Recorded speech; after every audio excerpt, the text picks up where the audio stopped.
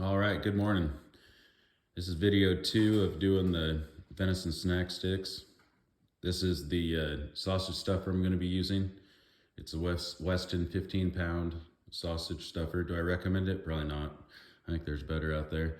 And if you're going to be doing snack sticks, you probably want to stick around like a 10-pound or something like that. They can handle the pressure of doing the small casings better. So, all right, I'll get this cleaned up and then we'll get to going. All right, so we're going to be using the Walton's 19mm collagen casings. And they have ones that are intended if you're going to smoke or if you're not.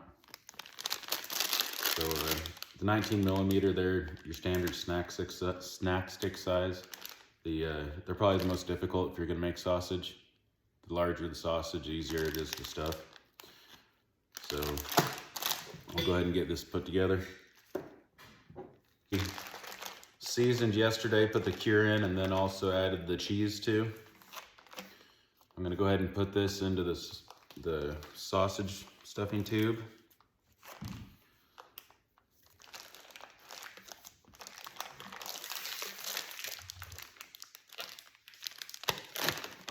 And when you're putting it into the tube, you're gonna wanna try to get the least amount of air in there with it as possible.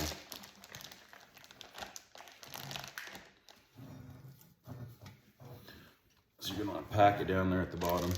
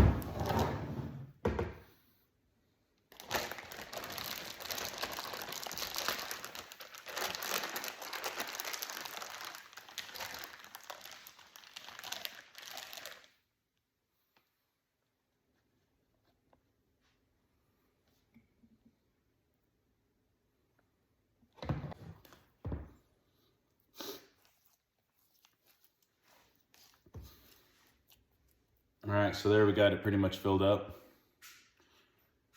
And it says it's 15 pounds it'll hold, but it's definitely not true. Get this loaded in here. It's definitely a messy process.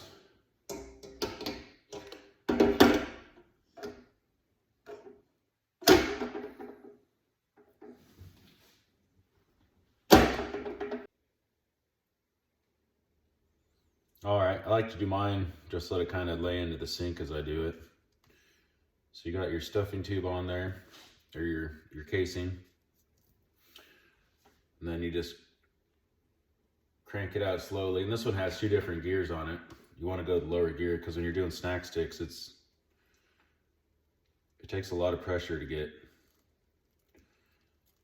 get them in there. And it's coming out actually really nice. So yesterday the extra water I put in there definitely is definitely paying off right now.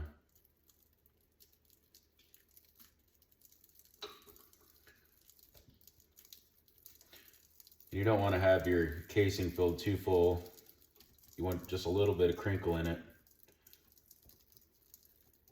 Otherwise, if you fill them too full, they'll split on you.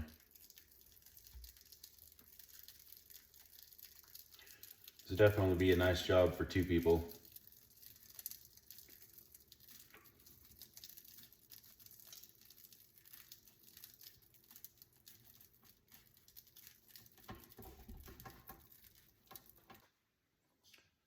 All right, now that we have all the snack sticks cased, next step will be putting them in the smoker. All right, well, I was able to get some of the snack stick stuff before the stuffer busted on me. And here's all the pepper jack flavor. I recently bought that expanded metal for doing the shelf in the smokehouse. So that's one of them, and then I got another shelf I'll fill up with the duck jerky and then the Swiss snack sticks, and we'll put them in the smoker. All right, we've got the snack sticks loaded up into the smokehouse. Then also up there, we have that Dr. Pepper jalapeno duck jerky that we're making. So what I'll probably have to do is, since the snack sticks we're smoking and cooking, and the jerky we're smoking and then more dehydrating, the jerky might have to be on there a bit longer. But all right, we'll start up the fire, use some cherry wood, and get it going. We've got the stove fired up. There's cherry wood in there. Got the thermometer up here. Actually I have four probes in there just because I want to see the difference in the height of the heat for the smokehouse. There, as you can see, it's smoking away real good.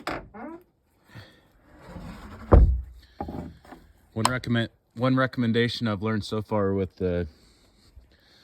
building the smokehouse is your heat, for knowing your temperature.